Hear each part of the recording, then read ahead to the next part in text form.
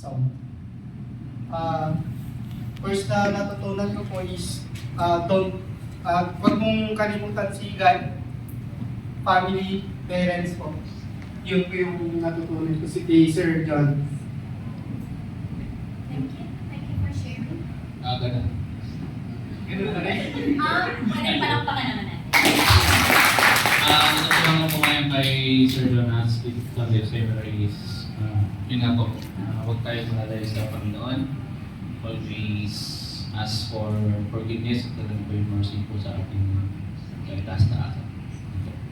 Alright, thank you for sharing. So palakpakan natin for every sharer. And then ang kausap niyo mismo diretso si Sir Jonas. Ha? Okay.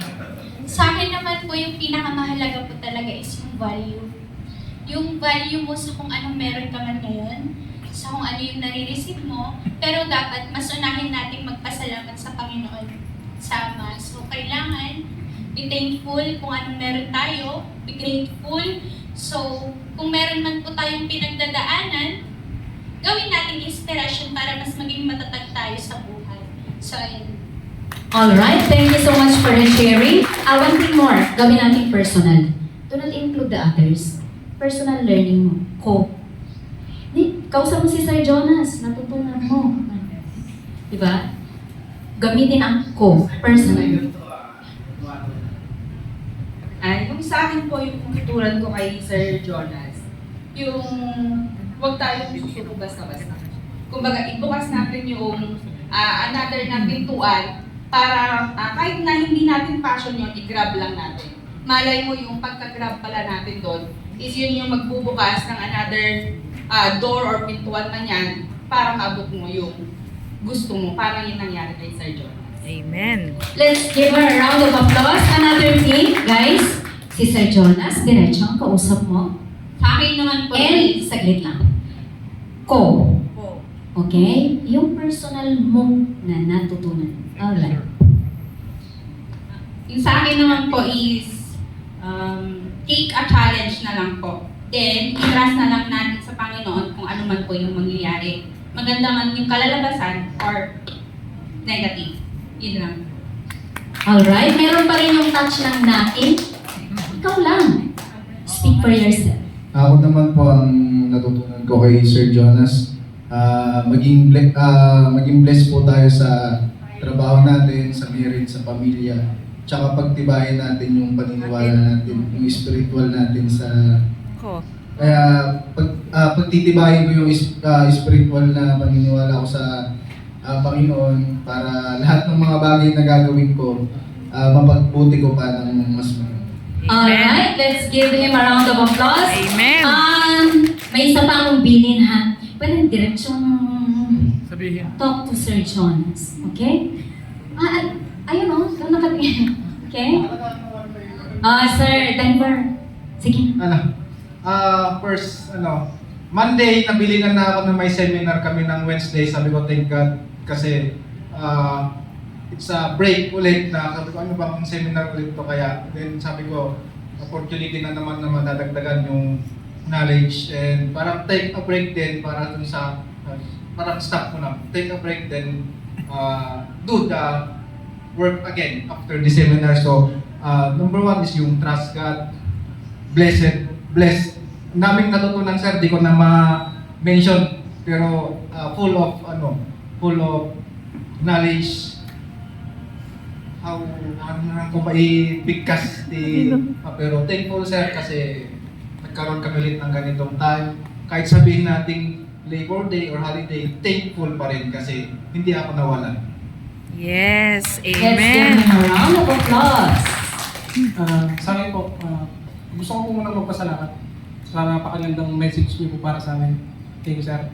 Ang natutunan ko naman po is yung about sa may pangarap. Kung hindi mo man nakuha yung gusto mo or na-disappoint ka man kay Lord, baka may mas maganda siyang plano para sa iyo. Yeah. Let's give him a round of applause. Sa akin naman po is yung ang natutunan ko po is about sa kasi na-touch po ako masyado dun sa family, children kasi dun po talaga ako medyo affected. Kaya dapat yun na yung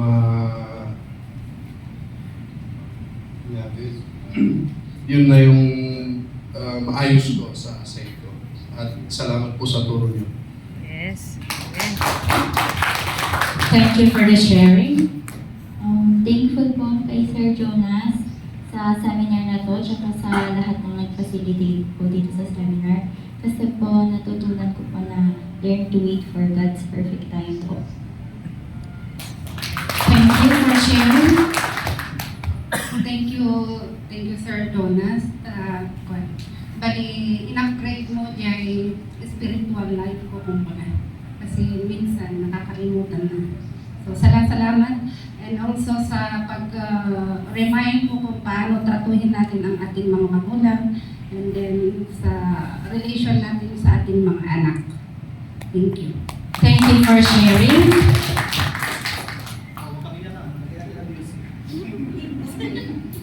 Thank you po, Sir Jonas. Ayun po, natutunan ko po na huwag agad sumuko. Huwag mawala ng pag-asa. Ayun. Tapos, huwag sayangin ang bawat oras. Kung may magagawa ka sa oras na to, gawin mo. Yes. Amen. Thank you for sharing. So sa inaabot mo ni Sir Jonas kasi hindi po ng hindi pamilya nga ore manong adayo pamilya ng sudalat ati kas mong pamapit sa iti pamatin nga akas isudat mong pagmandir libing sa akin tatanong kas nagat marami di trabaho akas isuda iti future mga natulungan. Alright, thank you for sharing. Again, reminder, personal. Okay? Bali, ang natutunan ko po kay Sir Jonas is yung... Kay Sir Jonas na mismo magsabi. Bali po, ang natutunan ko po kay Sir Jonas is yung mawalan ng pag-asa, laging mag-pray lang. Kung ano man yung pagsubok na ibigay sa'yo ni Lord, tiwala ka lang sa Kanya at laging pray lang po. Yun lang po. Thank you for sharing. Yung palakpak natin yung kanina. So, bali siya po, Sir John Mark. Ay, Sir Jonas, thank you po. Magtaka nga nangikot mo ng nang-seminar ka niya, nangikot ka mo ng adal na dapat matutunan ni. Na adal ko kanyang circuit, adunay ka na oras, kung pati pamilya, kung yan. Alright, thank you for sharing. First of all, I would like to thank you for this opportunity. Na kahit set-in lang ako kasi ang akala ko meron yung pangalan ko pero wala pala. Pero sabi ko totally, nandito din naman ako kaya sige, grab your opportunity, di ba? So I would like to thank you for all your advices. Always na sinasabi mo, always put God first in the center of your life. Na kahit marami mang challenges na pagsubok na mapagdadaanan mo, kasi very challenging naman talaga ang buhay eh. Yun na. Thank you sa mga advice ninyo po, Sir Jonas. Thank you po sa mga nakaka-inspire na mga message nyo. Lalo-lalo na sa akin kasi maaga po ng pagdadaan ng pain. since nung namatay si Lip. Yun. Tapos naging sa akin nila, naging sobrang naka-depress. Pero dahil sa message niyo po, nagkaroon po ako ng lakas at tibay ng damdamin na panindigan niyo pagiging strong, independent woman. Thank you for sharing. Yeah. Bali na sa akin na ito, natutunan ko kay Sir Jonas. Bali, put God first before everything. Every decision na dapat kong gawin, I will put God first. Yun yung talagang tumatak sa akin na sinabi ni Sir Jonas na every challenges na harapin ko man, I will put God first for everything kasi dito ko natatanan din na without God, I'm nothing. Yan po yung naman ko Sir Jonas na tinuro sa akin. Thank you so much, Sir Jonas. Thank you for sharing. Ay, agyaman na Sir Jonas. Na-highlight. Okay lang yan. Agyaman na iti amin nga mensahe kan iti amin nga inspirasyon mo kat akal nga impact di panagbiag ko. Akal nga po nagyaman na kat aja spiritual life na isurong. Tangamin ang paiso man no progressive ka nga awan ti relasyon mo kanya ako talaga nga or dati time bigla ka mabagsak. So diyaman ako na kasi nag-spark man hindi jay sa relasyon mo kini Jesus Cristo. Taklang mag na grabe na nabisuri. Part of from iti sigara tangka. Apa training na po. Pray lagi ni kakablo ko mga inuman. Kaya train na mo ang ginong kiriya. Ang dapat kini kanya tayo ajay mga kaya tayo malibasa. Talagang tigmul sa Jonas, dapat itinay-tulong sa kanya. Amen. Thank you for sharing. And we support his, another round of applause for us to support his commitment na hindi naiinom mula ngayon. Correct? Yeah, sinabi ko kanina na aayusin mo, di ba? Para wala nang hangover, ganon. Yes? Ay, bawasan na lang ka, no? O, commitment pa din yun. Okay, sige, we support you. Bawasan. Good afternoon, sir. Thank you po at marami kaming natutunan, lalo ako sa seminar na po ito. Isa pong blessing ang maka-attend na naman sa free seminar ko, lalo po ikaw po yung nag-seminar sa amin. Bali, ang natutunan ko po ngayong araw ay yung give time po sa kanya, sa family, kasi yun po yung mga pinaka-importante sa ating buhay. Lalo kapag kahit gaano po tayo ka-busy sa trabaho natin, give time po na mag-bonding with family at lalo po sa kanya. Yan lang po. Thank you po. Thank you for sharing. Sir Jonas, gusto ko pong magpasalamat sa iyo, sir, kasi pinaremind mo po ulit sa akin na madami pang oras para bumawi po sa magulang. Thank you, sir. Thank you for sharing. Good afternoon, sir. Thank you, Sir Jonas, kasi you opened my mind and my heart sa mga you opened my mind and my heart po sa katotohanan dahil dito ko po na-realize na marami pala akong pagkukulang sa trabaho at sa spiritual life, and looking forward po na magtuloy-tuloy po yung improvement sa lahat ng aspeto ng buhay ko. Thank you po. Thank you for sharing. Thank you, sir, na ako rin kasat ko na talagang kuman po na hindi ang kararang ka ng tatang. Kasi ko na kararang ka tao, pero inano ako kaya sabay ko mata natulungan na magtutag kararagin. The same time, kay the best thing na nangyari dito yung seminar, na-realize ko man nila yung pagkakamalik at the work. And then at the same time, na-realize ko na sakit pinakon ko about the parents ko since Ajay ka lang. So, thank you, sir. Thank you for sharing.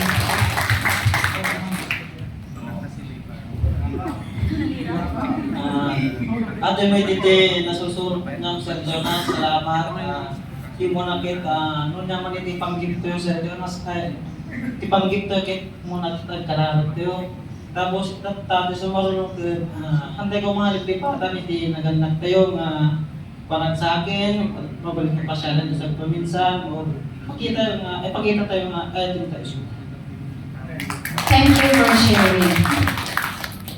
Maraming salamat po, sir. Bali, ang natutunan ko po sa inyo ay ang pagsubok na binibigay ng ating Panginoong Diyos ay blessing na kapag nalampasan natin ay mas magiging matibay tayo kaysa sa dati.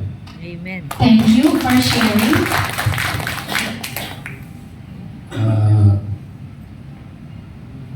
Nasusunod ko na isa kami Sir Jonas. Gusto di mo na muna ti Apo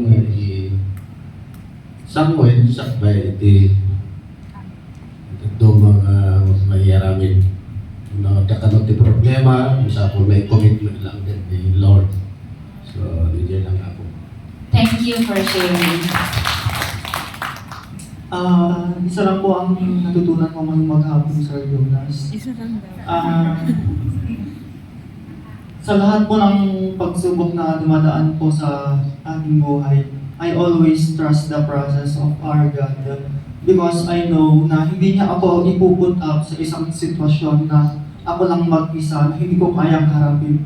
I always believe in Him na siya palagi ang karamay ko sa lahat ng pinagdadaanan ko. I know na He is the way, He is the way, the truth, and the life.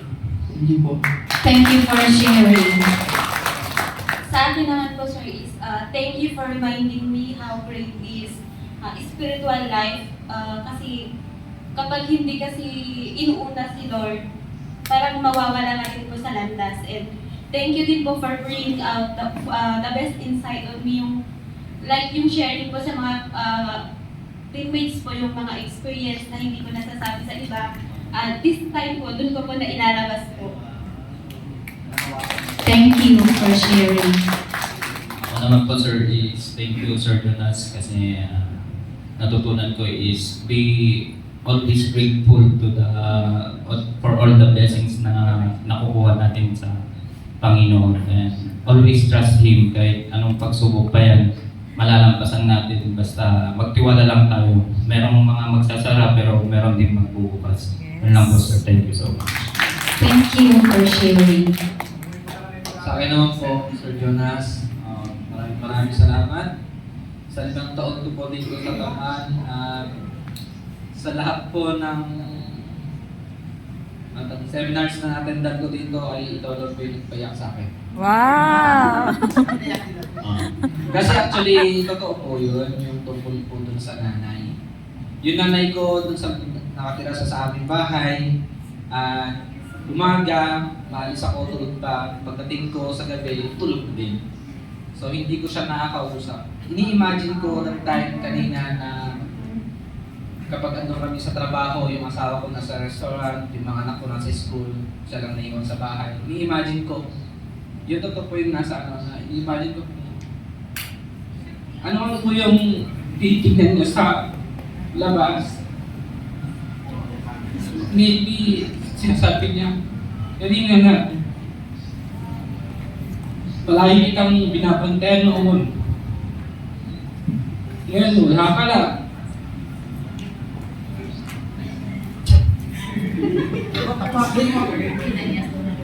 Ayun, so, ini-imagine ko siya kapag nakaupo doon sa may course, tumitingin doon sa malayo, na walang kausap. Kapag umuwi ako, tulog na. So, thank you, Sir Jonas. Nag-remind sa akin yung sa parents ko. So, ayun. Thank you po. Thank you for sharing. Sir Jonas, thank you so much po sa opportunity na ito. Ang natutunan ko po is yung sa time ko sa family. Kasi sa totoo lang po doon ako nag-struggle.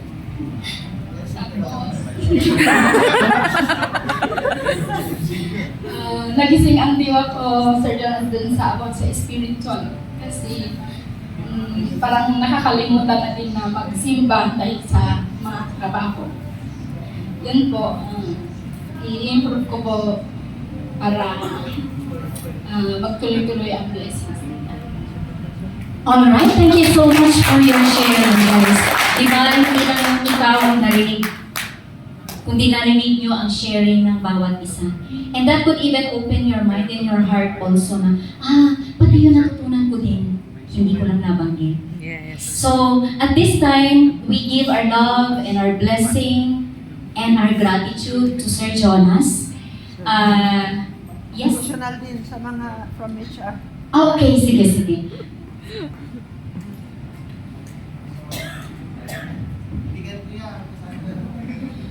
Okay, so yes, magkaibigan kami.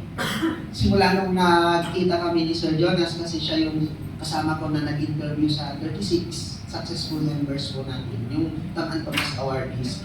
And Sir Jonas, sa time na nagkakilala tayo is hindi ko na-expect na yung magiging center ng topic natin ngayon is yung relationship natin with God. And as part of the HR department and training department is nagpapasalamat ako na nagkaroon kami ng kasama sa education committee na napakaganda po yung mga topics po ninyo. So, yung mga activities po natin kanina is napakasimple. Yung discussion natin is hindi siya lesson time, pero nakaka-touch talaga. And I believe na malaki ang may tutulong nito, nitong seminar na ito sa ating lahat na nandito. And hopefully, sa mga susunod na mga buwan is magkakaroon rin na sa mga ibang staff rin. And yung summary ng natutunan ko dito is yung number 1 is nandito na tayo sa mga positions na binibigay, yung opportunity na binigyan ng tamad sa atin. So, kailangan ibigay na natin yung best shot natin. And at the same time, wag natin kalimutan na ayusin or mas i-improve pa yung good relationship natin with our family, and yung number 1 is yung relationship natin with God. Yes. Yeah. So, thank you very much, Sir Jones. Thank you for sharing, Sir Jeff. So may I ask also na lang din, syempre, hindi lang po kami nagtumulong para tumulong, kundi parang participant din kami actually. So may I ask one representative from our committee, the ethics committee, to say something also? Ayan, si Ma'am Judith. Ayan, si Ma'am Judith Dagio. Ayan.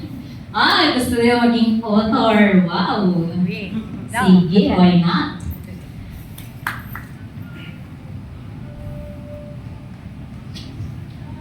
Okay, first and foremost, thank you so much for the opportunity to be here. Actually, first timer ako. But not with the crowd since I am a teacher. So Jonas, sabi ko kanina, you are awesome speaker. Yes. And your giftedness is so much. It is, anong tawag doon? Nakaka-encourage, nakaka-inspire. As young as you are, you're still young. Regarding, considering my age, you're still young. And despite your struggle, yes, I also come from a poor family. You have gone so far, you soar high in your career as well as the values that you were sharing is something while I'm listening to you, while listening to many other people in my career as a teacher. Sabi ko, iba to. Sabi ko nga kanina, I came here as part of the ethics committee, but I joined them. Nag-recollection ako. Kaya nga, I did not know na magtatawag si Ma'am Faye. Sabi ko, tatlo yung nakapture ko na sinabi din ni Sir. Sabi niya, beginning, sabi niya, bloom where you're planted. Yes. For me, blooming where you're planted is not easy.